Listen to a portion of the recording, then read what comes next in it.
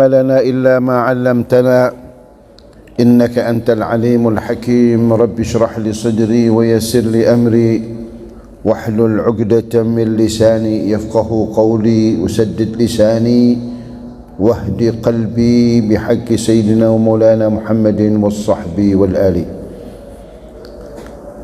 Ma'asyiral hadirin hadirat, bapak-bapak, ibu-ibu sekalian, jamaah salat subuh dari Masjid Danau Maninjo Darussalam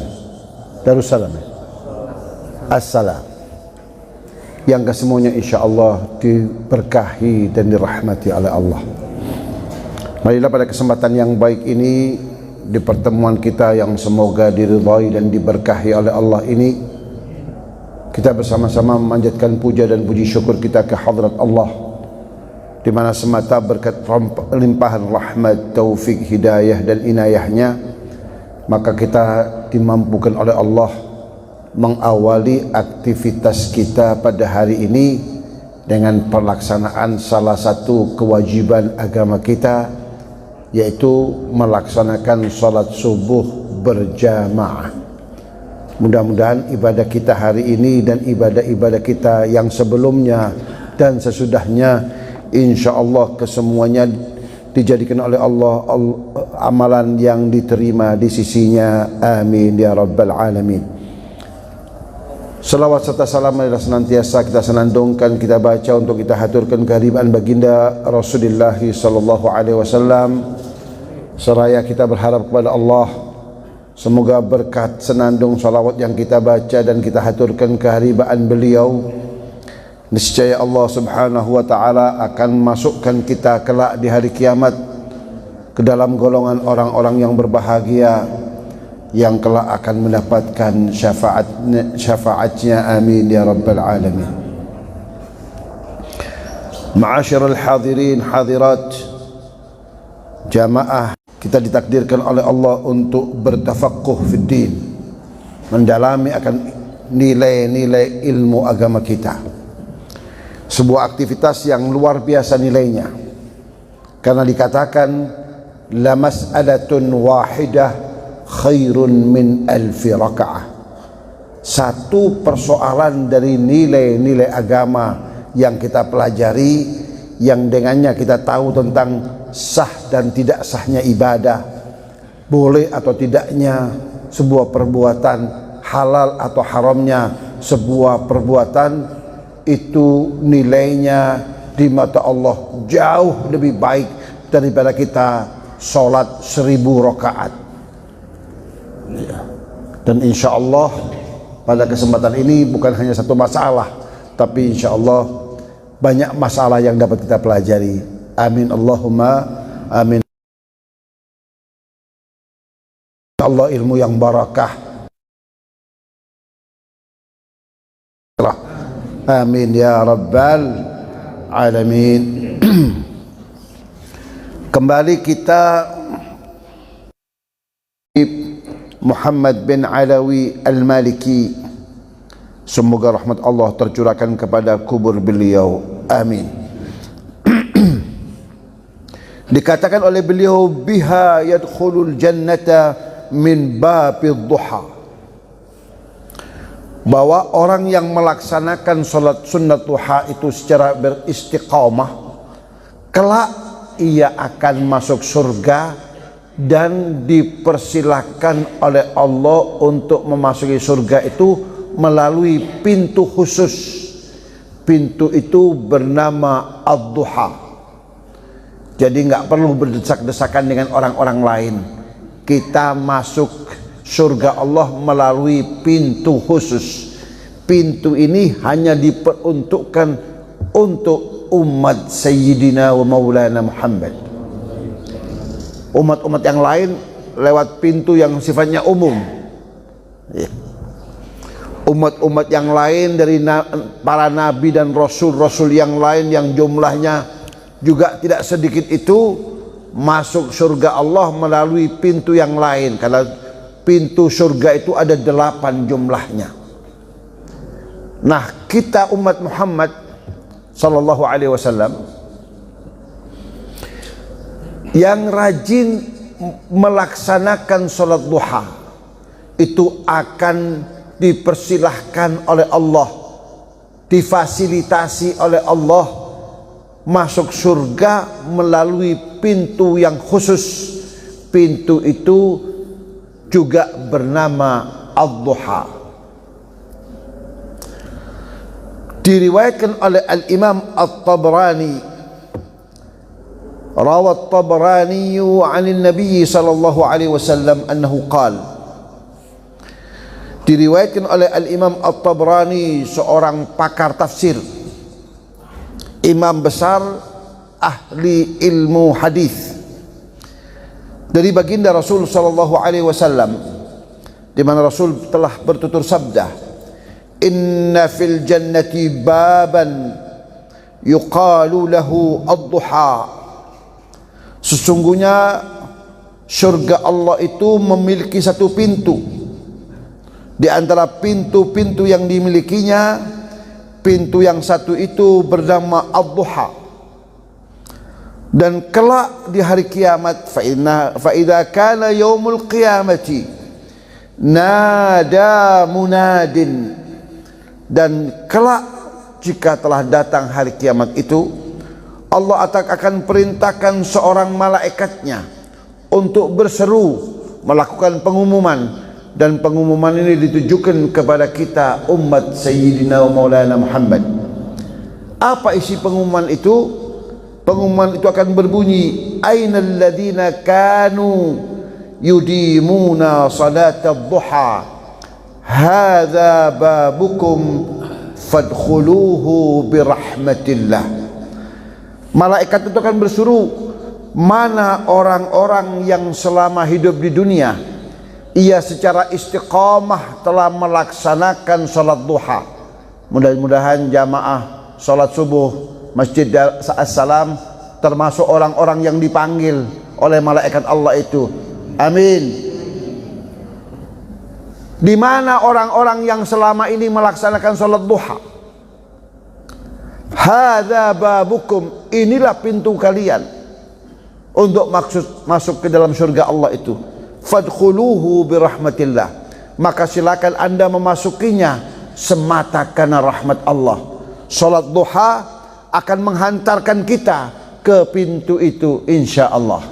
Nah, jadi ibu-ibu kalau nggak ingin berdesak-desakan, iya, maka mulai hari ini kita laksanakan sholat duha. Itu yang pertama.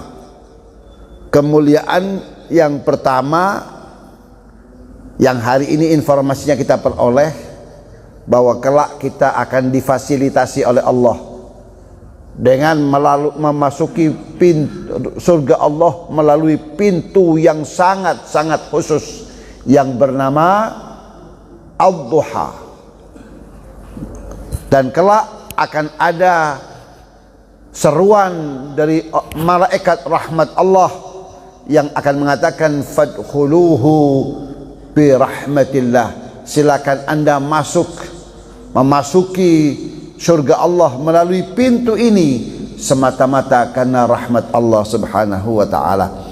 Mudah-mudahan kita orang yang terbilang ya, dan yang termasuk yang diseru oleh malaikat rahmat Allah untuk memasuki surga Allah melalui pintu Ad-Duha itu. Amin Allahumma amin. Yang keenam, biha yakfillahu ta'ala al-'abda ma ahammahu min dhalikal yawm wa yadkhulu fi dhamanillahi ta'ala. Poin yang keenam adalah Allah akan senantiasa mencukupi seorang hamba akan apa saja yang dibutuhkannya pada hari itu.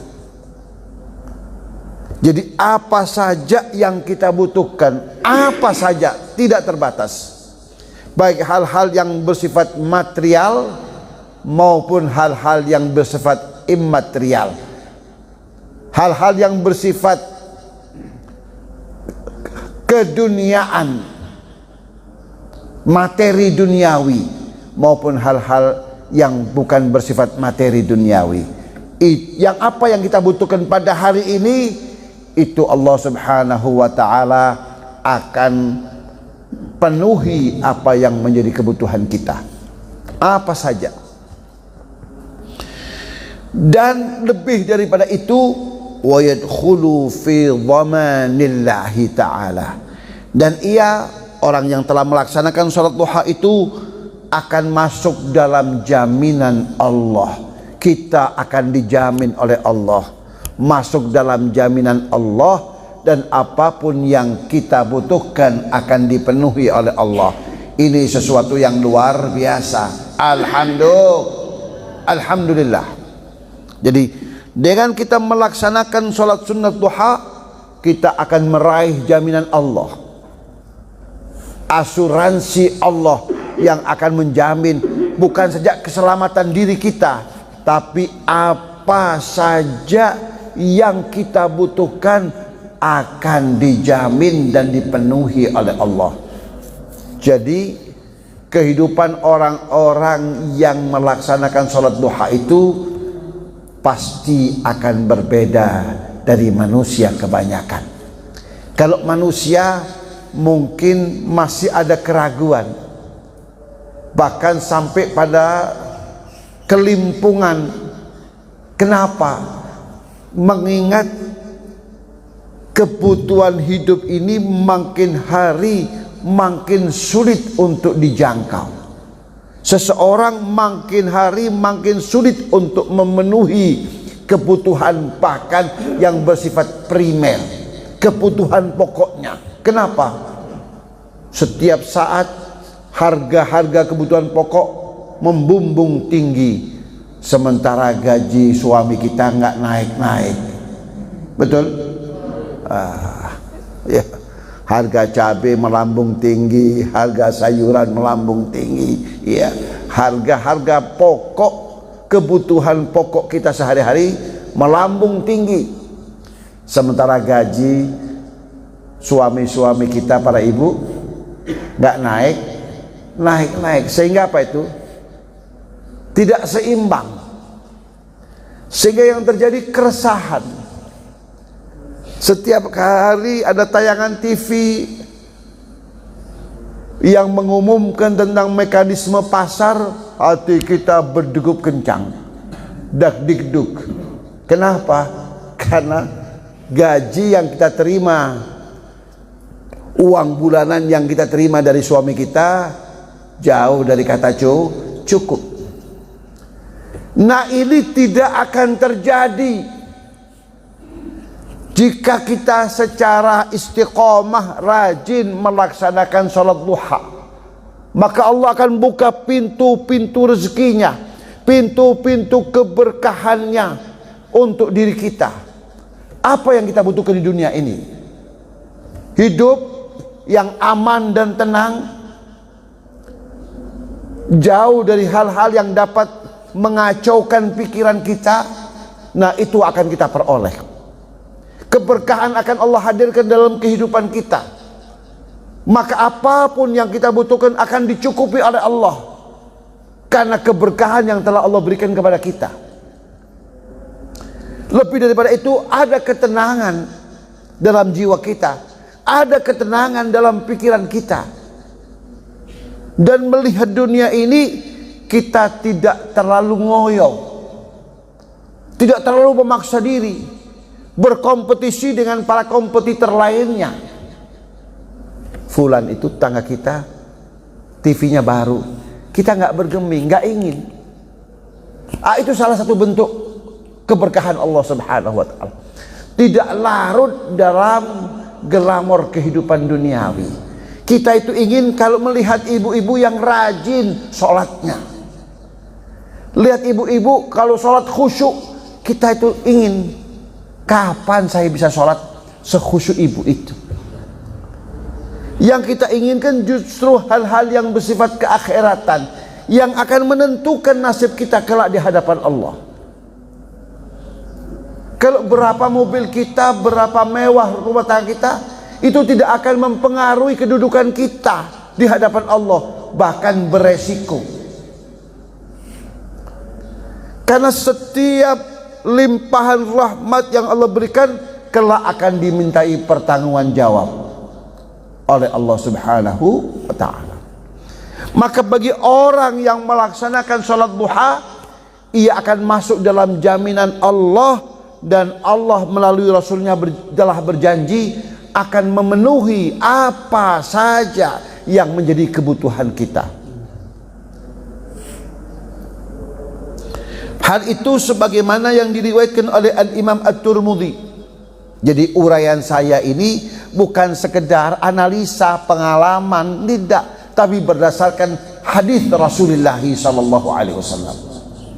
Rawat Tirmidzi an Abi Darda'i wa Abi Dzar radhiyallahu ta'ala anhuma an Rasulullah sallallahu alaihi wasallam anillahi tabaraka wa ta'ala annahu qala ya ibna Adam la tu'jizni min 4 raka'atin min awwalin nahar akfika akhirahu. Hadis yang diriwayatkan oleh Al-Imam At-Tirmidzi mengacu kepada periwayatan seorang sahabat yang bernama Abu Darda dan sahabat yang lain yang bernama Abu Dzar Al-Ghifari radhiyallahu taala anhuma. Kedua sahabat ini meriwayatkan hadis ini dari baginda Rasulullah sallallahu alaihi wasallam. Rasul meriwayatkannya, memperolehnya langsung dari Allah. Jadi hadis ini bersifat qudsi. Allah berfirman kepada siapa? Kita manusia. Siapa? Umat Sayyidina wa Maulana Muhammad sallallahu alaihi wasallam. Apa firman Allah? Ya bani Adam, wahai anak Adam, bangsa manusia. La tu'jizni min 4 rakaat. Jangan engkau sampai tidak sanggup untuk berdiri di hadapanku melaksanakan sholat 4 rakaat. Sholat yang dituntut gak banyak-banyak, hanya 4 rakaat. Jadi jangan engkau beralasan aku gak sanggup, ya, tubuh lagi gak sehat, lagi sibuk, dan seterusnya. Jangan beralasan untuk engkau tidak sanggup berdiri di hadapanku untuk melaksanakan sholat sunat 4 rakaat yang engkau lakukan di awal harimu. Kalau itu yang telah engkau lakukan, melaksanakan sholat sunat 4 rakaat di awal harimu, kata Allah, akfika akhirahu, maka sisa harimu itu selebihnya aku yang jamin. Apa yang menjadi kebutuhanmu, aku yang jamin. Apa yang menjadi kebutuhanmu, aku yang akan penuhi. Apa yang menjadi keinginanmu, pasti akan aku penuhi. 4 rakaat ini akan menghadirkan jaminan Allah. 4 rakaat ini akan menghadirkan kehidupan yang berkah. 4 rakaat ini akan menghadirkan kehidupan yang jauh dari kerisauan dan kegalauan. 4 rakaat ini akan menghadirkan jaminan Allah. Di dalam riwayat yang lain dikatakan warawal Imam Ahmad anin Nabi sallallahu alaihi wasallam annahu qala Allah azza wa jalla ya ibn Adam salli li 4 raka'atin min awalin nahar akfika akhirahu. Diriwayatkan oleh Al-Imam Ahmad ibn Hanbal di dalam kitabnya Al-Musnad. Dari hadis ini bukan hadis yang gak jelas sumbernya, tapi hadis yang diriwayatkan oleh imam besar, yaitu Al-Imam Ahmad ibn Hanbal, salah satu daripada pendiri madhab dalam Islam, yaitu madhab Hambali. Imam Ahmad mengatakan telah meriwayatkan hadis dari baginda Rasulullah sallallahu alaihi wasallam. di mana Rasul bersabda, telah berfirman Allah Subhanahu wa taala. Sekali lagi hadisnya ini bersifat qudsi. Allah Subhanahu wa taala langsung yang mengatakannya. Firman Allah, ya bena Adam, wahai anak Adam, wahai bangsa manusia, sallili arba'a raka'atin min awalin nahar, salatlah engkau untukku, bangun rukuk sujudlah engkau untukku 4 rakaat di awal harimu, niscaya akan aku jamin sisa-sisa harimu itu. Kalau kita melaksanakan sholat itu kurang lebihnya jam 7, maka setelah jam 7 hingga sampai jam 7 esok harinya, itu kita dalam jaminan Allah. Jam-jam kita di dalam jaminan Allah. Tidak ada waktu yang berlalu, tidak ada menit yang berlalu, tidak ada detik yang berlalu terkecuali kita dalam jaminan Allah. Sesuatu yang luar biasa. Itu akan menghadirkan ketenangan kita, ketenangan diri kita, ketenangan hati kita, ketenangan jiwa kita, ketenangan pikiran kita. Sebab kalau kita ikut asuransi, iya, ada kebanjiran, ada kebakaran, orang lain teriak-teriak, mungkin kalap takut. Bagi kita tenang-tenang saja. Kenapa? Karena sudah ada yang menjamin. Meskipun rumah kita ludes dilalap oleh si jago merah, semisal ini, pasti akan ada ganti rugi dari perusahaan asuransi yang kita telah membayarnya tadi itu. Maka kehidupan orang yang telah mengasuransikan barang-barangnya dengan orang yang tidak, pasti tampilannya beda. Dia membawa mobilnya sudah diasuransikan, nggak was-was. Tapi orang menggunakan mobil baru, sementara belum diasuransikan, takut kegores, takut keserempet, dan seterusnya. Itu baru jaminan manusia di dunia ini. Bagaimana dengan seseorang yang sudah mendapatkan jaminan Allah? Kalau jaminan manusia bisa dipenuhi, bisa tidak. Perusahaannya bisa bangkrut, atau perusahaannya bisa lari. Tapi kalau janji Allah, Allah itu bersifat wallahu la yukhliful mi'ad. Allah adalah zat yang tidak pernah ingkar janji. Dengan kita melaksanakan sholat 4 rakaat di awal waktu kita, maka sisa daripada waktu kita itu akan ada pada jaminan Allah. Maka hidup kita akan penuh dengan ketenangan, tenang, damai, bisa tidur nyenyak, makan enak. Kenapa? Semuanya telah dijamin oleh Allah Subhanahu wa taala. Bahkan apa yang menjadi kebutuhan kita akan dipenuhi oleh Allah. Kita butuh ketenangan, ketenangan itu akan kita peroleh. Kita butuh kedamaian, kedamaian itu kita akan peroleh. Kita butuh keberkahan, keberkahan itu akan hadir dalam kehidupan kita. Kita butuh anak-anak kita menjadi anak-anak yang saleh dan salihah. Itu merupakan rezeki yang dijanjikan oleh Allah. Itu pun akan kita peroleh, kita akan dapatkan. Kita mendambakan rumah tangga yang sakinah, yang penuh dengan nuansa mawaddah warahmah, dan kesemuanya itu juga akan kita peroleh. Alhamdulillah. Semua itu hadir karena apa? Karena 4 rakaat dari salat sunat duha yang kita lakukan. Jadi wahai orang-orang yang masih berakal sehat, mari kita buka lembaran baru kehidupan kita. Kehidupan yang penuh dengan jaminan Allah. Kehidupan yang menjanjikan sejuta kesejahteraan. Kehidupan yang menjanjikan sejuta warna kebahagiaan. Maka jika seorang mendambakan ketenangan, kesejahteraan, bahkan kebahagiaan, jawabannya dan kuncinya hanya ada satu: pelaksanaan sholat sunnah duha 4 rakaat. Itulah kunci kebahagiaan kita, kunci kesuksesan kehidupan kita. Sholat sunat duha 4 4 rakaat. Jangan pernah kita tinggalkan. Memang dia bersifat sunnah, tapi mengingat kebutuhan kita yang banyak dalam hidup ini, dan itu nggak bisa dipenuhi dengan status kepegawaian kita, siapapun kita. Bahkan orang dengan strata kepegawaian tertinggi di daerah ini, misalnya gubernur, belum tentu hidupnya tenang.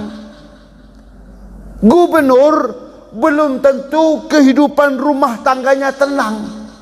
Tapi seorang yang telah melaksanakan sholat sunat duha 4 rakaat, maka ketenangan itu akan menjadi miliknya, kesejahteraan itu akan menjadi miliknya, dan kebahagiaan itu akan menjadi miliknya. Jadi sekali lagi, kita jika mendambakan itu semua, maka jawabannya ada pada jika kita telah melaksanakan sholat duha. Mudah-mudahan Allah memberikan kekuatan kepada kita untuk dapat melaksanakan amaliyah sunnah yang satu ini. Amin Allahumma amin. Selanjutnya, poin yang ke-7, biha yuaddi al-abdu huquqas sadaqat an a'dha'ihi. Dengan kita melaksanakan sholat duha, itu berarti kita telah mensedekahi organ-organ tubuh kita yang memang perlu untuk kita sedekahi. Tatkala kita bangun di pagi hari, mendapati mata kita masih berfungsi dengan baik, itu bukan gratisan, tapi itu perlu kita sedekahi. Tatkala kita bangun dapat menggerakkan tangan kita, ternyata alhamdulillah tangan kita masih normal, maka itu juga bukan gratisan. Tangan kita itu perlu kita sedekahi. Tatkala kita mendapati tubuh ini masih normal, mekanisme tubuh ini masih berjalan dengan baik, maka itu bukan gratisan, karena kita nggak ada kontraknya. Ada yang diantara kita yang punya kontrak itu, bahwa saya telah mengikat kontrak bahwa umur saya sekian tahun selalu dalam keadaan sehat walafiat. Nggak ada, tidak ada. Tapi Rasul SAW menginformasikan kepada kita bagaimana kiat-kiat cara hidup merawat kesehatan tubuh kita. Karena tubuh kita ini memerlukan untuk disedekahi. Dan ingat, sedekah itu sebuah amal ibadah yang luar biasa, yang diantara keluar biasaannya, ia dapat menghalau dan mengusir 70 jenis musibah dan bencana. Jika salah satu musibah dan bencana itu adalah penyakit yang akan mendera kehidupan kita, mengingat faktor usia, mengingat faktor ini dan itu, mengingat pola hidup yang kurang sehat, maka kita ini rentan untuk terkena penyakit. Dan mudah-mudahan Allah sehatkan tubuh kita, sehatkan jasmani kita, sebagaimana Allah sehatkan rohani kita. Amin Allahumma amin. Tetapi kata Rasul SAW, dengan kita melaksanakan salat duha, itu berarti kita telah memenuhi kewajiban kita untuk mensedekahi organ-organ tubuh kita. Kemudian sahibul kitab mengatakan, fa innal abda mata asbaha, karena seseorang itu jika ia bangun di pagi harinya, wajaba an yatasaddaqa an a'dha'ihi kulliha, maka kemudian dia dapati dirinya, tubuhnya, organ tubuhnya seluruhnya masih berfungsi dengan baik, maka ia berkewajiban untuk mensedekahi itu semua. Itu bukan barang gratisan, ya. Jadi ada sedekahnya demi kelestarian daripada organ-organ tubuh kita tadi itu. Wa inna salatul duha tafi bidzalika kullih, dan adalah pelaksanaan salat duha dapat mencukupi itu semua. Rawa al-Imam Muslim an Abi Dzar radhiyallahu ta'ala anhu 'an an-nabiy sallallahu alaihi wasallam qala yusbihu ala kulli sulama ay 'udhun min ahadikum sadaqah. Diriwayatkan oleh Imam Muslim, jadi hadisnya sahih,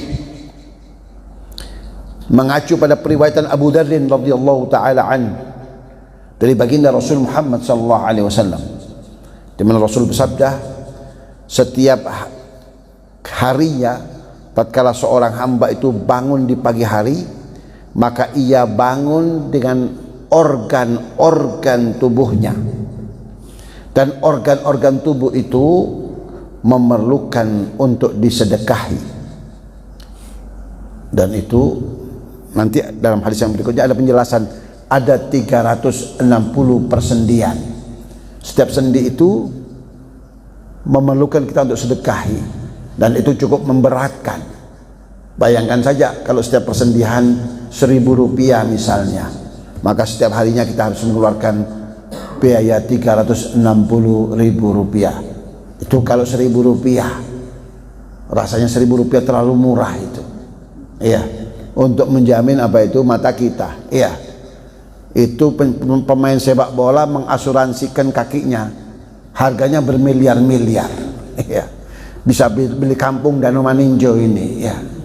Itu baru kaki saja, baru kaki. Bagaimana dengan mata?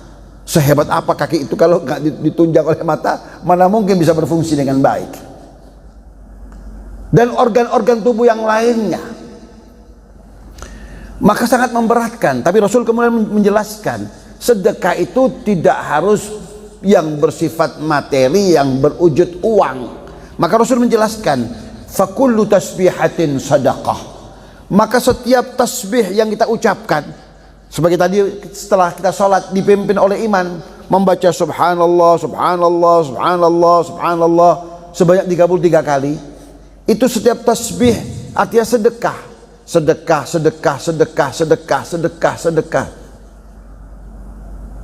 Jadi tasbih kita itu bernilai sedekah. Demikian pula wa kullu tahmidatin sadaqah. Ucapan alhamdulillah yang kita ucapkan itu juga bernilai sedekah. Wa kullu tahlilatin sadaqah.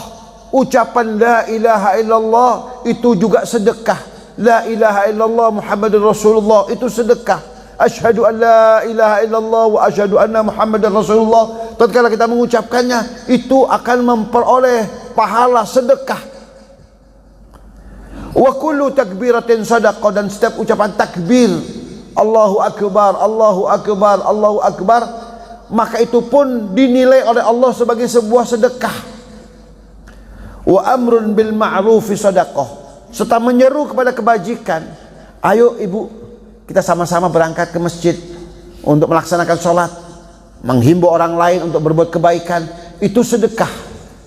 Kebaikan apa saja bentuknya, tidak harus yang bersifat ibadah formal, apa saja perbuatan kebaikan itu adalah sedekah.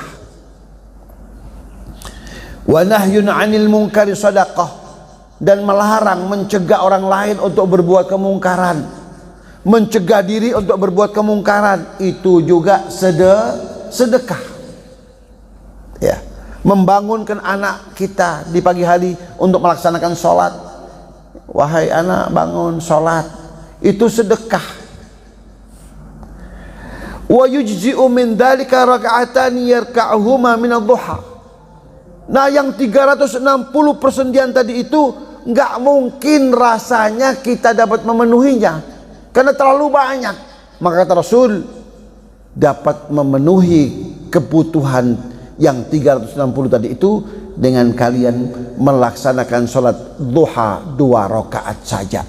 Dengan 2 rakaat saja kita sudah dapat memenuhi sedekah untuk persendian tubuh kita, untuk organ-organ tubuh kita. Maka artinya sholat duha itu dapat merawat kesehatan kita.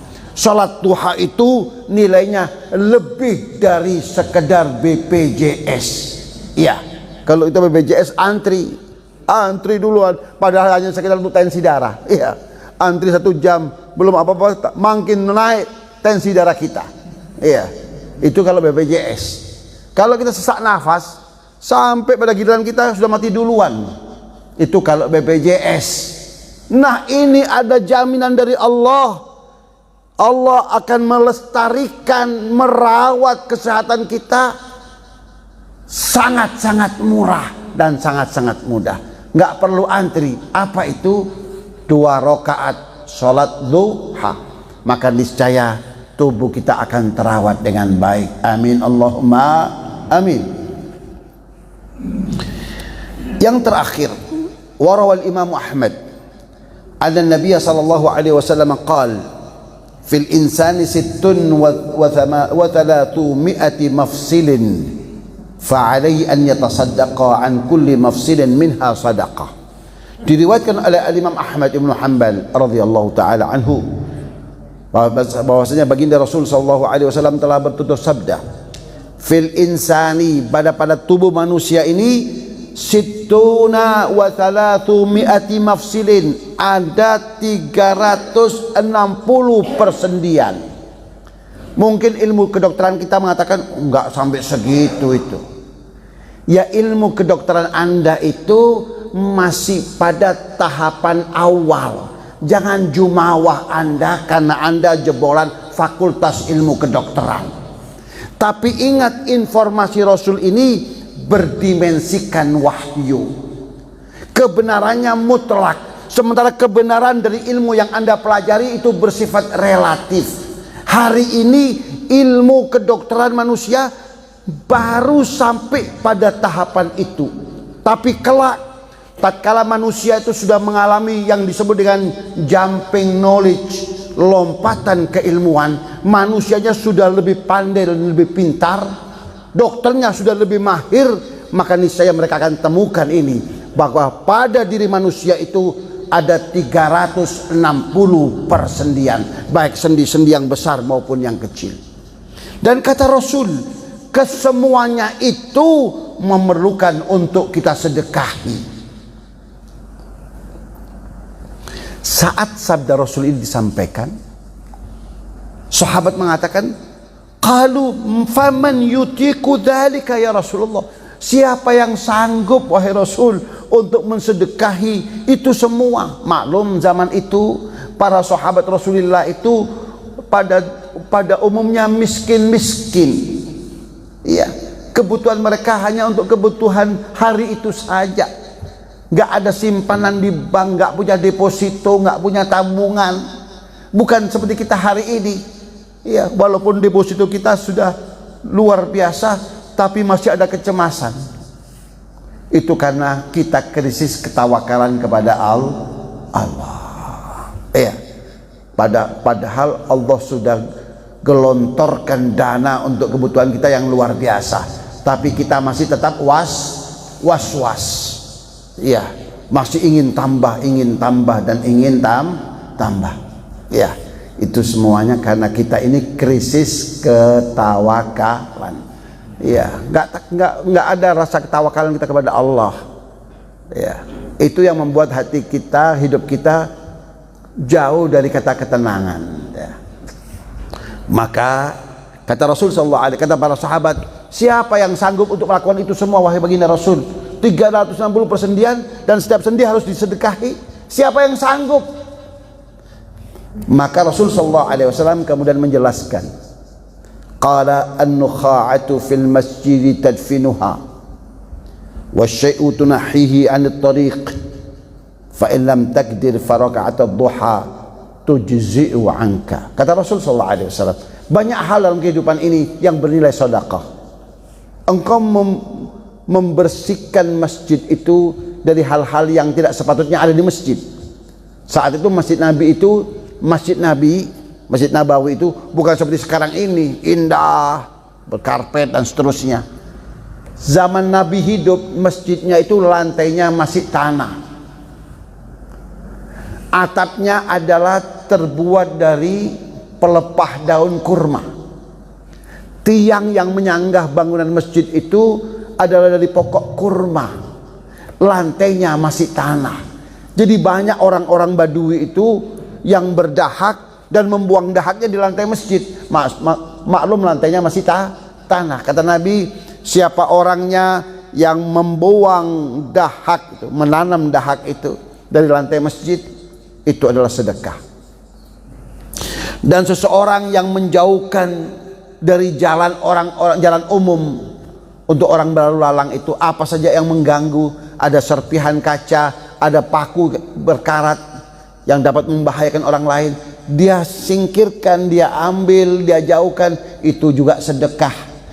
Akan tetapi jika kalian nggak sanggup untuk melaksanakan itu semua, faraqatul duha tujzi'u dzalik, maka dengan melaksanakan sholat 2 rakaat duha, kalian sudah dapat memenuhi kewajiban-kewajiban itu semua. Jadi Islam ini mudah. Untuk mencapai kesejahteraan amat sangat mudah dan terkesan murah. Dituntut dari diri kita adalah kreativitas. Kita punya kepedulian tidak terhadap kesejahteraan diri kita. Kita punya kepedulian tidak terhadap kesehatan tubuh kita. Kepedulian itu jangan hanya rajin minum vitamin. Kalau ibu-ibu sering minum vitamin, justru akan cenderung obesitas. Tiba-tiba aja melar tubuhnya, ya, kayak balon udara, ya. Tapi apa? Tapi kita dengan melaksanakan sholat duha sesuai dengan tuntunan baginda Rasulullah, maka itu akan menjamin kesejahteraan hidup kita.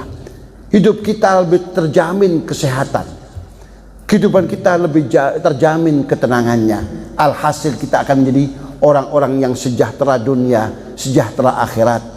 Bahagia dunia, bahagia akhirat.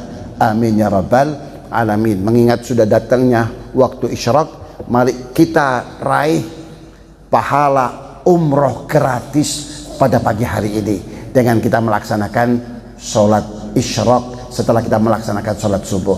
Mudah-mudahan kajian kita pada hari ini dijadikan oleh Allah ilmu yang barakah dan bermanfaat bagi kita semua fid dini wa dunya wal akhirah. Seiring dengan bertambahnya ilmu, akan bertambah pula nilai-nilai keislaman, keimanan dan ketakwaan kita kepada Allah Subhanahu wa taala, sehingga nilai-nilai keislaman kita hari ini, nilai-nilai keimanan kita hari ini, nilai-nilai ketakwaan kita hari ini tentunya lebih baik daripada hari kemarin, dan harapannya di hari-hari ke depan insyaallah akan lebih baik daripada hari ini, sehingga kita akan tergolong dan terbilang orang-orang yang selamat, sejahtera, bahagia dunia maupun akhirat. Amin ya rabbal alamin. وصلى الله على سيدنا محمد النبي الأمي وعلى آله وصحبه وسلم والحمد لله رب العالمين. سبحانك اللهم ربنا وبحمدك أشهد أن لا إله إلا أنت أستغفرك وأتوب إليك. والسلام عليكم ورحمة الله وبركاته.